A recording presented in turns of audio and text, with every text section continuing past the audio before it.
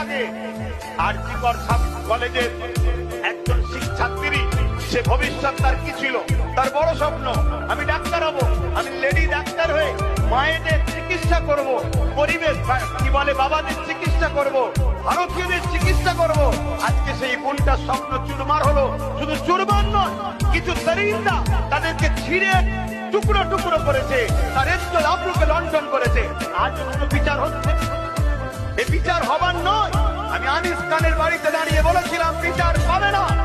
আজকে আমারও মনে হয়, আমার শুধু নয় 95% ভারতীয়কে জিজ্ঞেস করো, তাদেরও মনে হয় আমাদের এই বোনটা আরজিকর কলেজের সাথে মেডিকেল কলেজের ছাত্রী, আমার এই বোনও মনে হয় বিচার পাবে না। কেন? আমরা ভারতীয়, আমাদের বিচার, আমাদের উপরে যারা জুলুম করবে তাদের বিচার হয় না। আমার দেশের সেজে দেশের মধ্যে